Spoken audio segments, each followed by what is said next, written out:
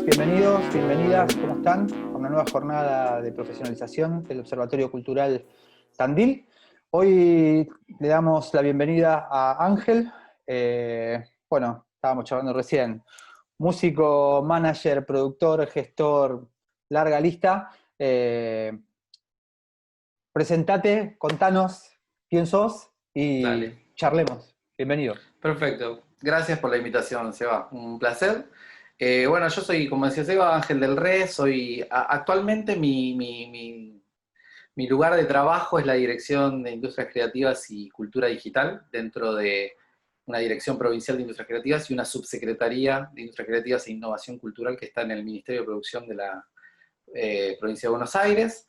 Eh, mi, digamos, background anterior a esta gestión, a la gestión pública, digamos, tiene que ver con el desarrollo en el sector de la música, en el sector de la música independiente. Lo primero que empecé a hacer fue colaborar con un sello discográfico independiente de la Ciudad de La Plata que se llama Concepto Cero, que se llama Concepto Cero, aunque ahora tiene como una mutación de otro tipo. Y empecé colaborando ahí, empecé trabajando hace 11, 12 años, no me acuerdo. Yo venía de otro universo, pero empecé porque esto que contabas vos, ¿no? Primero fui músico, tenía una banda, por la banda llego al sello, me interesa la parte de gestión porque siempre me interesó cómo funcionaban las cosas, más que las cosas en sí a veces, ¿viste? Eh, y entonces ahí empecé a colaborar con Nicolás Maderi, que era el director de ese sello, que lo había creado con otros amigos en el 2009. Empecé a ayudarlo en comunicación del proyecto, redes sociales, proyecto muy autogestivo, éramos muy poquitos, pero que siempre tuvo como una especie de marca de sello boutique, sello, es decir, coqueto, con unas lindas gráficas, con una apuesta por lo digital desde el principio. En un momento en donde no se hablaba tanto de lo digital, y por ahí adelanto tanto un poco lo que después podemos charlar, yo me acuerdo que cuando nosotros empezábamos, 2011, no me acuerdo si todavía había como algunas plataformas de streaming muy proto por desarrollarse, pero fuimos como de los primeros sellos independientes que empezó a charlar con agregadoras digitales, pero bueno, ya teníamos como la visión de que, digo, es por acá, porque el formato físico, aunque sacamos discos y nos fundimos por eso, ya estaba como en decadencia, y empezamos a trabajar mucho ahí. Después, a partir del trabajo en comunicación, yo empecé a tener más relación con los proyectos musicales en sí.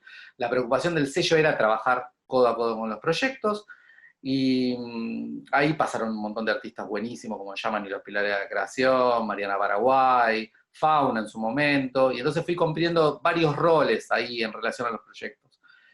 Hasta que en un momento nos asociamos con otros actores dentro del sector, como Diego Noblovich, Martín Mena en su momento, y crecimos hacia una experiencia que se llama 432 Hercios, que sí continúa. Yo ya no participo de ese espacio, pero eh, continúa, y ahora están en una muy linda iniciativa digital también, que es un espacio de formación ahí. Y desarrollamos esto que se llama 432 Hercios, que empezó a abrirse más allá de lo que es el sello discográfico, empezó a trabajar en aspectos que tienen que ver con la industria, con el sector, en formación, en capacitación en formatos digitales. Eh, Participamos armando, produciendo el evento Selector Pro, que es un evento que desarrolla el British Council en varios países para la profesionalización del sector independiente. Bueno, nada, hicimos muchísimas cosas, continuamos nuestro trabajo con el desarrollo de artistas, también abrimos como un área de management y de vivo, que eso lo traía más bien Diego, que es una persona que tiene mucho desarrollo en ese terreno, y ahí es donde yo también empiezo ya a tener un poquito más de trabajo con artistas, y empiezo a vincularme primero como road manager a algunos proyectos más grandes, después me tiro a la pileta del management con Proyecto Gómez Casa, que bueno, ahí compartimos, digamos, haber tenido la misma experiencia como manager del proyecto, y abrí después a trabajar con Pómez y Julio de Agosto, que son proyectos también del sector independiente que tuvieron un cierto desarrollo, y también fui manager de ellos. En el camino también hice muchas mentorías, mucho trabajo de mentoría, principalmente en el trabajo digital y el lanzamiento de contenidos musicales en plataformas y la comunicación digital de artistas, ¿no? Ahí trabajamos con un montón de artistas vinculándonos desde ese lugar más de mentores o asesores, y ese aspecto lo trabajé muchísimo yo. Todo ese universo desembocó en que ahora, bueno, me forme parte de esta experiencia de gestión pública en la subsecretaría, que lo que me habilita, digamos que se me habilita en este nuevo terreno es, cuando yo llego, me ponen a trabajar había dos personas, una se iba a ocupar como de la coordinación del área de música, y otra que tenía la coordinación del área de videojuegos. Y yo estaba en con ellos dos como equipo. Y también una persona de un futuro en un observatorio de la subsecretaría, que es una socióloga que está trabajando con nosotros. Con ellos tres empecé a desarrollar algunos proyectos en los que estamos trabajando y me empecé a meter más en el terreno de los videojuegos. O sea, mi acercamiento al mundo de videojuegos es, yo jugaba a los Sims y alguna que otra cosa más. Y conocía muy poquito de la cadena de valor, de los negocios, del sector. Es un sector muy chiquitito que ahora está creciendo un montón. Digo, chiquito en Argentina, de pocos actores, muy intenso, de mucho crecimiento, muy joven y con muchas, viste, bueno, sabes, es uno de los sectores más desarrollados en el mundo, en las industrias creativas. Entonces, esa pata estuvo buenísima. Teníamos una persona que viene trabajando en el área hace 7 años, que es clave, ¿no?, en la articulación con el sector, pero que también es un sector muy interesado en recibirte, viste, con los brazos abiertos de, che, los videojuegos le abren la puerta a todes, trabajemos, etcétera, etcétera, y estamos en eso. Y por el lado de la música también estamos trabajando, yo más vinculado a la parte del desarrollo de la música grabada, que es donde yo conozco un poco más. Entonces estamos trabajando ahora en un proyecto de catálogo, digital, por supuesto, con la nueva forma de circulación de la música, ya no el viejo catálogo de tengo un álbum y elijo los artistas que van ahí, sino pensando otras estrategias que tienen que ver con la visibilización de artistas. Ese es mi terreno en el campo del sector cultural, musical, y ahora vinculado a gestión pública. Previo a eso, trabajé en educación, en la Comisión Nacional de Evaluación y Acreditación Universitaria, muchos años, CONIAU, que para mí fue una gran escuela para la gestión pública, aunque yo ahí tenía un rol más trabajaba con la normativa, acompañaba a los equipos de profesionales a las evaluaciones, y antes de eso, muchos trabajos, entre ellos 8 años en una fábrica, en la línea de montaje. O sea, yo tengo una extracción bastante humilde, lo pongo porque me parece que es interesante, porque el sector cultural a veces parece como vedado para ciertos espacios socioeconómicos, ¿no? Y para mí fue un lugar de transición hacia, la cultura transiciona el famoso mi hijo el doctor, ¿no? No fue mi hijo el doctor, sino mi hijo el gestor cultural, digamos, pero que me abrió espacios y entonces lo reconozco como eso, ¿no? Se me disparan un montón de... No, sí, está buenísima, y la siento muy cercana además, porque también tengo una idea bastante parecida a lo que mencionás, de dónde se ve al sector cultural, o quienes formamos parte del sector cultural, y también vengo de un hogar donde papá, casi con 70 años, sigue manejando un camión, concretamente, claro. y he trabajado también 8 años en una empresa cargando y descargando camiones, y creo que fue parte de la fortaleza, de alguna manera, que también me llevó a querer cumplir objetivos y un montón de cosas. Total. Así que lo súper entiendo, está buenísimo. Más que meterme en las preguntas que me fueron surgiendo, porque mencionaste, o sea, videojuegos, se da música y demás, o sea, antes de eso quiero saber, ¿qué es la cultura digital y cómo influye en la sociedad? O sea, ¿desde dónde partimos cuando hablamos de cultura digital, sin pensar, obviamente, ¿no?, en las plataformas de redes sociales, sino entiendo que es un mundo súper amplio, y eso, ¿cómo es que influye? Bueno, es una pregunta que se puede abordar desde muchos lugares, ¿viste? Digamos, yo tiendo a pensar que, bueno, primero que nada, digo, y en este contexto me parece como re importante para mí empezar a pensar que no es un reemplazo de o sea, la vida digital, o la cultura digital, o la circulación digital de bienes, los vínculos digitales, todo eso, no es un reemplazo, o no hay que entenderlo como un reemplazo del contacto físico, de los espacios de público físicos.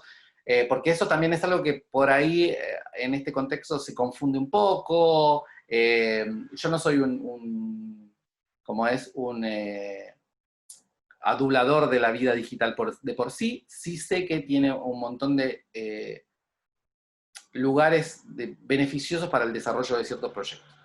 Pero hoy en día sí, nos afecta desde muchísimos aspectos, ¿no? Desde el aspecto políticos, ¿no? Porque, digamos, hoy nuestros datos, nuestra intimidad, bueno, nuestra vida está arreglada por algoritmos que interpretan nuestros gustos, nuestras necesidades, nos ofrecen, y por eso yo digo lo de la confusión, porque digo, justamente es un tema de charla alrededor de la idea de catálogo de música, ¿viste? Porque, bueno, por ejemplo, las plataformas de streaming suponen ofrecerte música que se adecua a tu ser, digamos, para cómo te conoce la plataforma, o las plataformas de video on demand, ¿no? Entro a Netflix y digo, no digo Netflix porque es la más popular, ¿no? Porque todas funcionan así. Bueno, esta película es para vos, ¿no? Hay casos ya bueno, de productos culturales que se piensan desde el algoritmo, de esto va a interesar por esto, por esto, por lo otro. Entonces ya de ese plano digo, ¿cómo afecta? Y afecta en nuestras decisiones, puede afectar la cultura digital. Es como, elijo esto o elijo lo otro, ¿viste? Entonces es hasta dónde está mi libertad, dónde está el desarrollo del gusto, hasta dónde están las posibilidades que contenidos que el mercado no considere adecuados o sean como poco asibles para el gran público puedan circular. Entonces, afecta de muchas maneras. Y también afecta obviamente en lo político, digo, para no entrar mucho en detalles que tipo, yo quiero hablar, si puedo, solamente de lo que me interesa, no me interesa, lo que puedo entender un poquito más, que es lo cultural, pero nos afecta muchísimo. Y esto cambió un montón los patrones de conducta, de consumidores de cultura, o de consumidores o practicantes de la cultura, y cambia muchísimo también la perspectiva de los artistas, o los creativos, o los creadores, o sea, y los productores y los gestores, que en muchos sectores cuesta entender esta lógica y acomodarse a esta lógica. Y esto en la pandemia lo vimos claramente.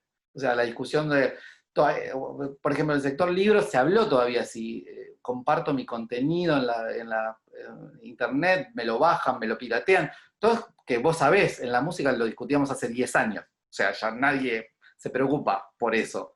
Pero bueno, digamos, cada sector tiene también su propia dinámica, su propia... Bueno, Amazon generó un quilombo ahí, perdón no, por el término académico, un lío bárbaro con el tema de la venta online de libros, y las librerías, y el salteo y el puenteo. Entonces hay discusiones que todavía no se dieron, y el mundo cultural todavía está como tambaleando frente a eso. Entiendo por ahí que, nada, aparecieron roles como muy específicos, muy visibles, que son los del curador, ¿no? O sea, eso que Por antes ejemplo. era el curador artístico, o sea, pasó a ser el curador en todos lados, ¿no? De alguna manera, bueno, mira, te dijo esto, te lo muestro, y empezamos a seguir a esos curadores, como antes escuchábamos quizás a un periodista de una radio, o no sé, es algo también bastante personal. Pero pienso en lo que decías de los libros, la industria del libro, que viene un poco más atrasada con respecto a la decisión de cómo insertar sus contenidos o la industria dentro de la digitalización.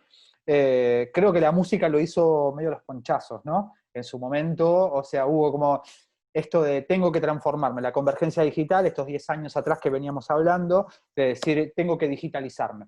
¿Y qué significa digitalizarme? Y en ese momento era tener mis temas en un perfil de MySpace, quizás, ¿no? Como una de las pioneras.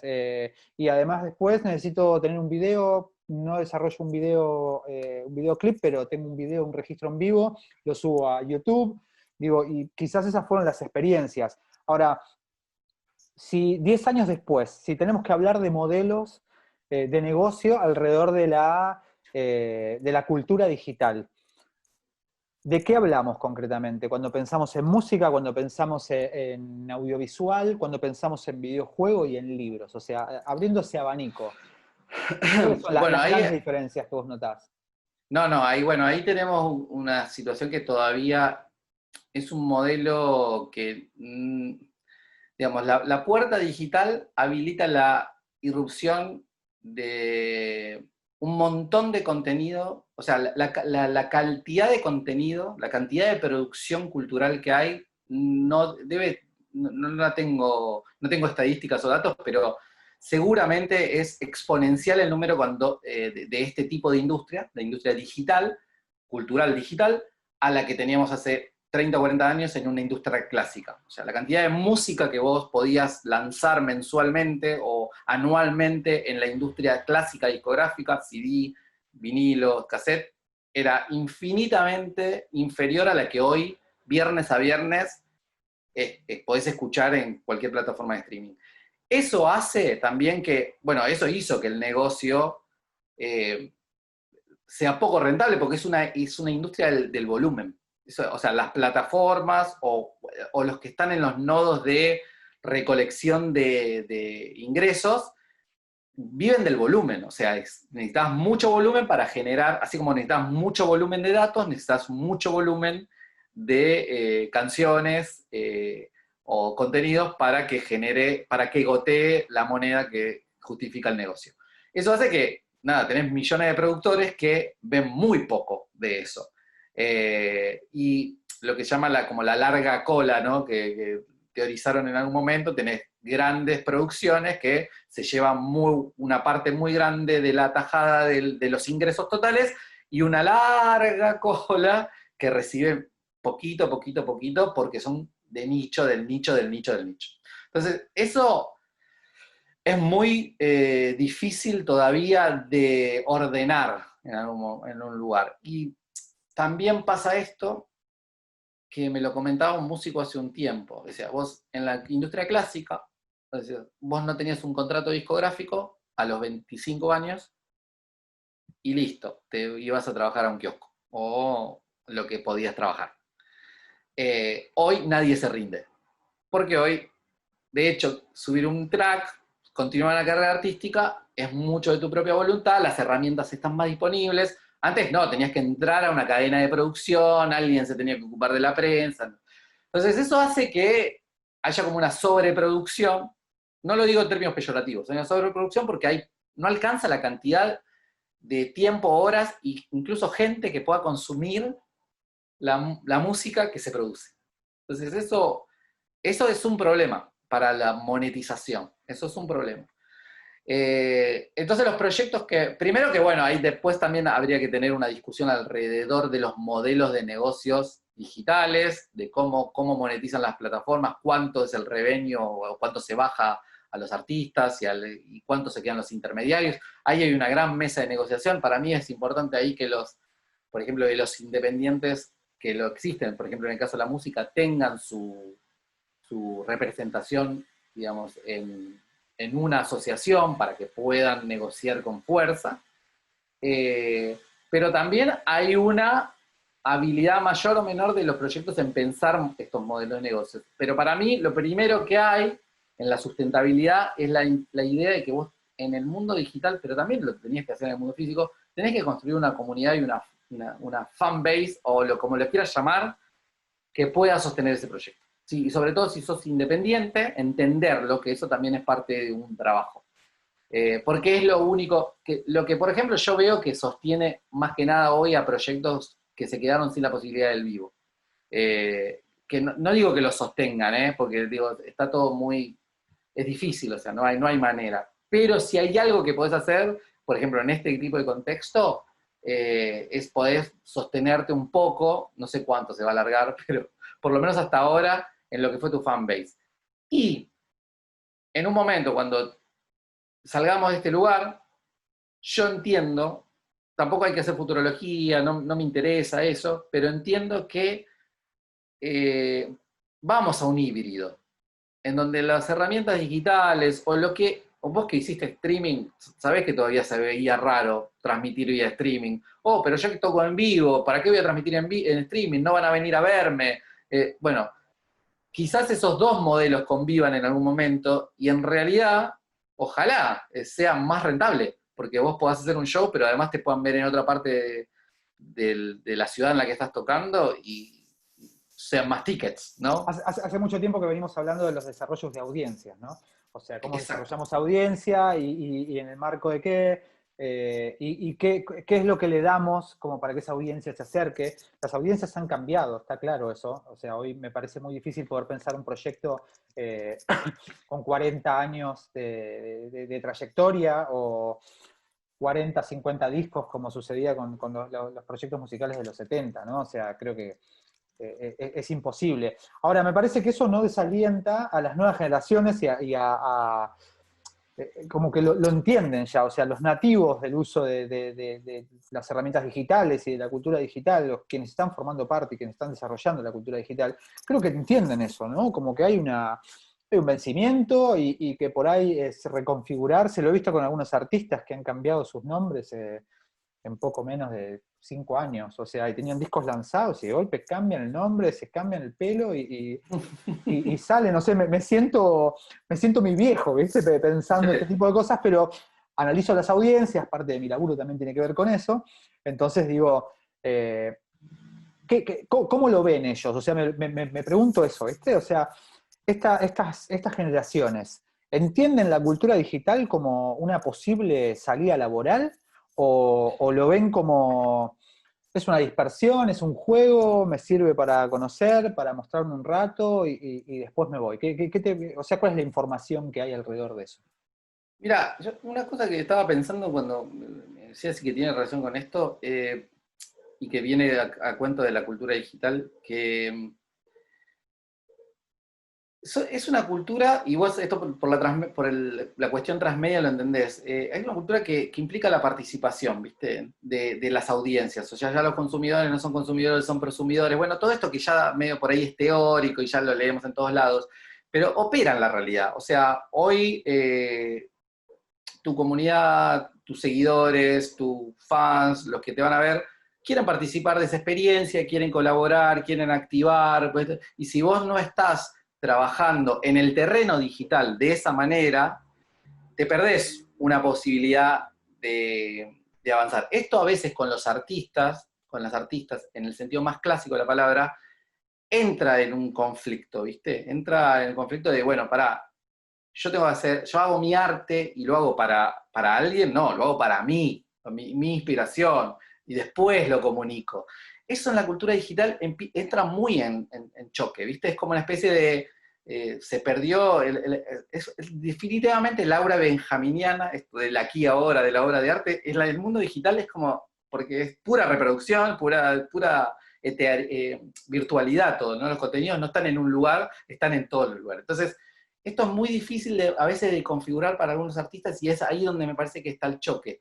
Yo, la verdad, no me quiero poner en el lugar de artista a resolver ese problema, pero, por ejemplo, en el universo de los videojuegos, y ahí voy a responder un poquito más lo que vos decís, no es posible pensar un juego sin un jugador.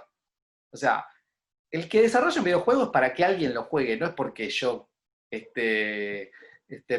nada, flashé hacer un videojuego, ¿entendés? Si no hay jugador y si no hay jugabilidad, ese juego no funciona. Yo no digo que eso hay que traducirlo al mundo de la música, que tiene otra lógica, otro código, otra historia. Los videojuegos nacen de otro universo, pero nacen de la cultura lúdica, que es una cultura re importante en la humanidad. No es un chiste, no es una pavada, porque también hay como cierto de prejuicio con los videojuegos. Pero sí yo desde la música le prestaría atención a esta lógica, le prestaría atención. No para traicionar mi arte, no quiero entrar en ese terreno, no sé si entendés lo que quiero decir, Totalmente. pero sí digo, acá yo estoy jugando en un universo donde los contenidos circulan de determinada manera, donde el que me escucha está, no sé, mientras me escucha está jugando un juego, mientras me escucha está mirando una película, chequeando en Wikipedia, es como captar esa atención no es la misma que hace 25 años. O sea, entonces, no quiero ponerme en la posición de... Hace poco hubo una polémica con el CEO de Spotify porque dijo los artistas de antes están preocupados porque no se adaptan al modo de circulación actual, que es contenido, contenido, contenido, contenido. Y está esta discusión que a mí me parece fascinante entre creadores de contenido, que va de un influencer a un músico, a artistas, que es otra idea del bien cultural. Bueno, yo creo que hay que entender cómo dialogar con ese mundo. No hay que negarlo, no hay que pelearse, sino que entender cómo, incluso para discutirlo, incluso para ir en contra, incluso para hacer una antiposición a eso. pero a veces me parece que es un diálogo de sordos, que no se entiende dónde se está parado. No Me sé da la si sensación de que hay, sí, me da la sensación de que hay menos manuales que antes, porque antes, digo, como que se establecían, bueno, vamos al mundo de la música, tenés una banda, ensayaste, grabaste el disco, ese disco lo fabricaste, se lo llevaste a los 5 contactos que tenías en las radios, y a esperar a que suceda. ¿A que suceda qué? No sé, a que suceda. Y era como en el mundo del músico, ¿no? Si tengo que pensar en esos, en pequeños tips, soy un músico, tengo mi tema, lo distribuyo. ¿Qué posibilidades hay de que mi música forme parte de un soundtrack de una película nacional o internacional? O sea, cuando hablamos de sincronizaciones, ¿no? Eso sucede en Argentina, pero quizás vos tenés un poco más de información que yo. Y lo mismo, ¿qué es lo que sucede con la industria del videojuego?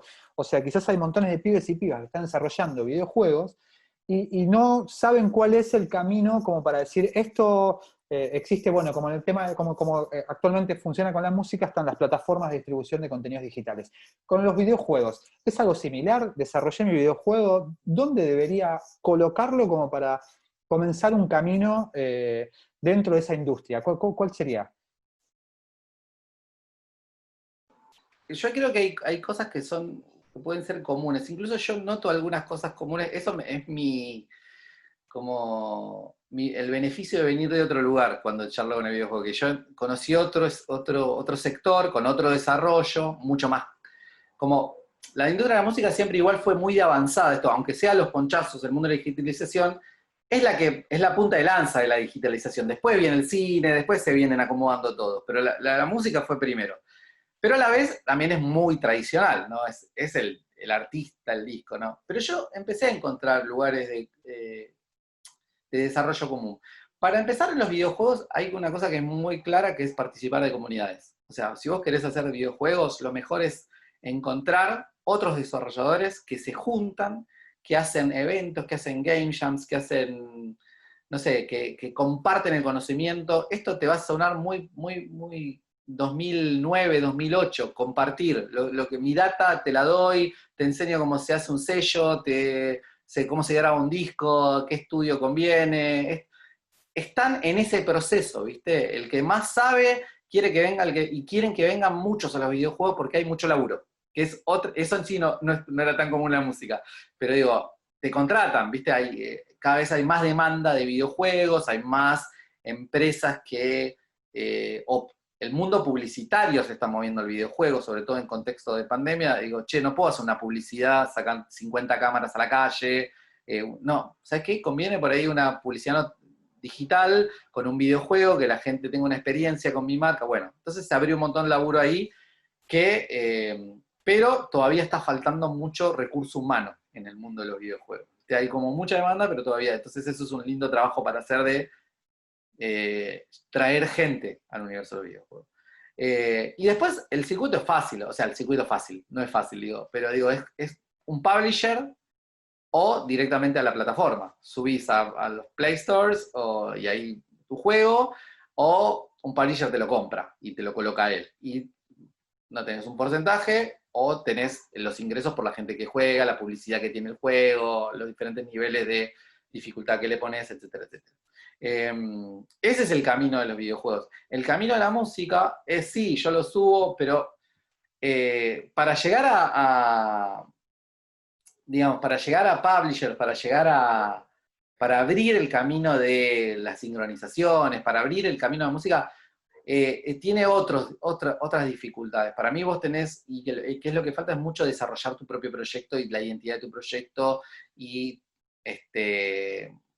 nada, posicionarte como artista. Eso no es tan fácil, o no es el mismo camino que entiendo yo, no es el mismo camino que hacen los desarrolladores de videojuegos. Pero tiene cierto vínculo. Yo lo que creo es que está faltando ese saltito. En Argentina no es tan fácil sincronizar porque los aranceles son altos, bueno, hay una serie de dificultades que tienen que ver, pero sí he conocido casos muy exitosos afuera.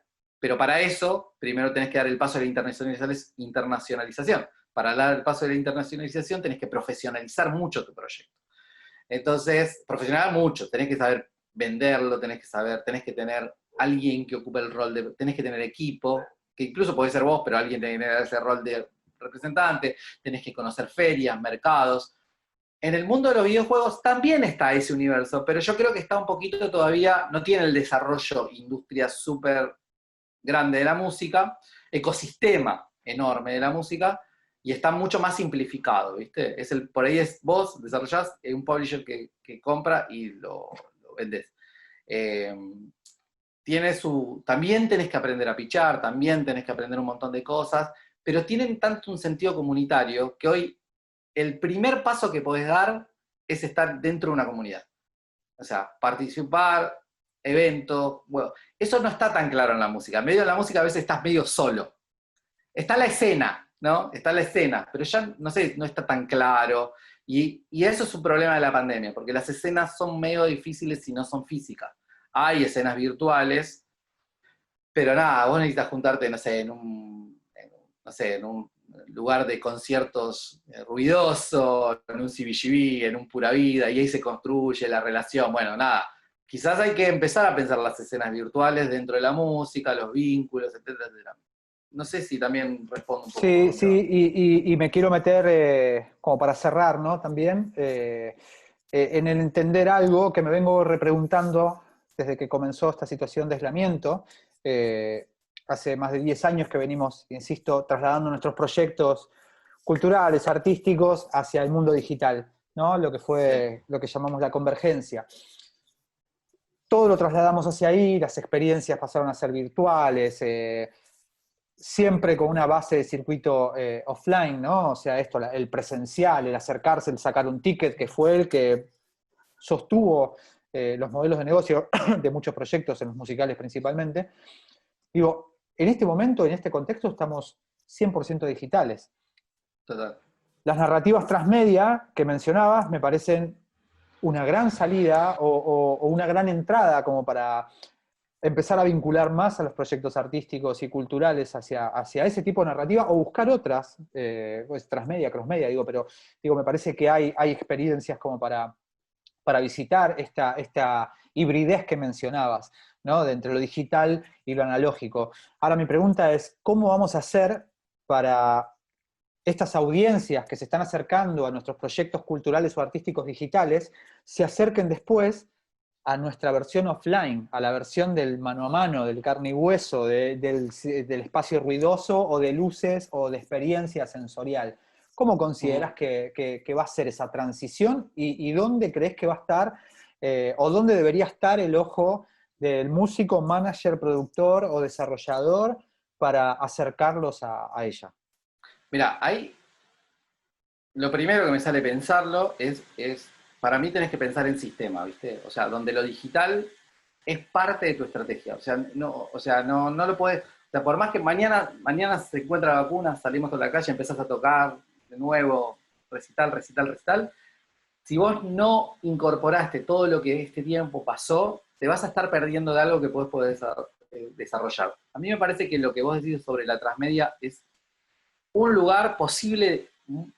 No quiero hacer futurología, digo, pero es un lugar que para mí el sector música debería pensar, y en realidad el entramado cultural debería empezar a pensar fuertemente en ese terreno. Hoy en día, yo creo que ya está siendo viejo pensar, esto me la juego un poco, pero está siendo un poquito viejo pensar en compartimentos estancos para las industrias culturales, como esto es música, esto es videojuegos, esto es ordena, la política pública ordena, atiendo sectores, trabajo así, pero hay una hibridez total de los contenidos culturales, de la producción cultural o de los bienes simbólicos culturales que te pasan por arriba en esa categorización, ¿viste? Ya no lo podés acomodar así.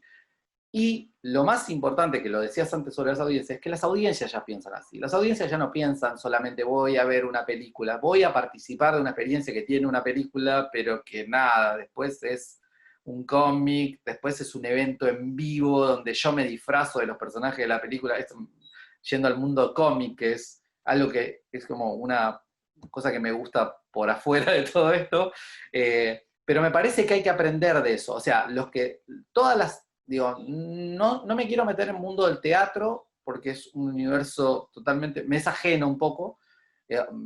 Me gusta el teatro y me gusta el teatro como teatro. O sea, ir a la experiencia teatral y el vértigo de que están actuando delante mío y yo estoy acá, ¿viste? Eso me encanta. Pero no me quiero perder en el dispositivo porque no soy una persona para hablar de eso.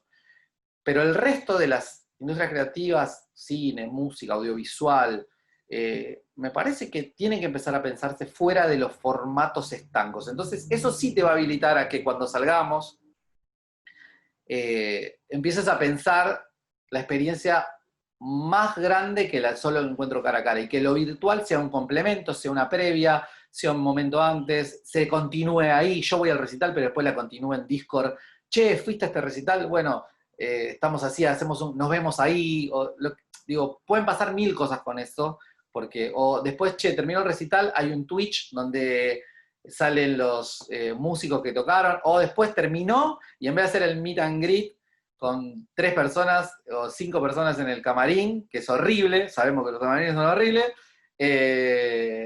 vamos a un Zoom con la gente que salió del recital, che, te conectás por teléfono, estás en la calle, no sé, estoy flasheando acá con vos, pero me parece que abre posibilidades de pensarlo más allá de los formatos, más allá de los compartimentos estancos, hay que dialogar con experiencias virtuales, la música tiene que aprender cosas de los videojuegos pueden aprender cosas de la música, el cine, etcétera, etcétera. Me parece que ya hay un objeto cultural, ¿viste? Hay nuevos creadores culturales, o sea, los Twitchers, los que hacen, hoy estaba viendo el pibe el que enseña comunismo en TikTok, hace contenido el pibe, ¿viste? Cuenta cómo es el comunismo, hay un montón también creo que había una chica trans que hacía contenido sobre la experiencia trans, ¿y esos qué son? O sea, son creadores culturales contemporáneos. ¿Qué son los podcasts? ¿No? El podcast está entre la radio, pero el objeto creativo, la narración. Nada, estamos en un universo muy complejo, muy interesante, y en vez de pelearnos con él, entendámoslo, incorporemos cosas y aprovechemos este momento para eso, ¿no? Claro, me quedo con un montón de cosas, anotaciones, muchas. Me quiero tomar el atrevimiento de recomendar La belleza del orden digital, espacio donde compartís muchísima esta información que estás contando, muy buenísimo. actual. Nada, está buenísimo. Lo sigo, voy leyendo, voy conectando, voy siguiendo links. Me parece súper interesante. Ángel, quiero agradecerte. Sí. De nuevo, muy interesante todo esto. Me quedo con una reflexión, más que reflexión, un pensamiento bastante interesante, que es Tandil, el centro de la provincia de Buenos Aires, es polo de desarrollo de software informático, y no tengo mucho conocimiento de desarrollo de videojuegos en la región. Quizás sea uno de esos espacios al que desde el Observatorio Cultural tengamos que acercar de alguna manera a esos desarrolladores, para quizás entender el funcionamiento de lo que es la industria del software y demás. Gracias, en serio. Eso lo que se llama es como, hay una capacidad instalada ahí ya en la ciudad, que tienen este desarrollo. Entonces, sí, me parece que estaría buenísimo, eso es algo que charlamos después, pero me parece que va por ahí, te lo tomo. 2 cositas quería decir nada más que me quedó. Claro. Nada, que usé hay una palabra que usé, que dije que no era un término médico, que aprendí hace muy poco, que está en el uso común, que es una palabra racista, así que no la voy a repetir, pero quedó ahí quiero dejarlo dicho porque por ahí... ¿no? Y el otro es que no te conté en el background que era licenciado en comunicación social, que es mi primera formación y que es algo que me gusta mucho también, de la Universidad Nacional de Quilmes, que es una universidad que quiero mucho y es una universidad pública, etc. Pero bueno, muchas gracias, Seba, por esta invitación. Es un placer charlar. Por favor, gracias a vos. Y bueno, acá seguimos siempre en contacto, el observatorio abierto para lo que necesites. La idea es que sea una herramienta de vinculación, tanto para la provincia como a nivel nacional. Así que muchísimas gracias. Gracias, Seba.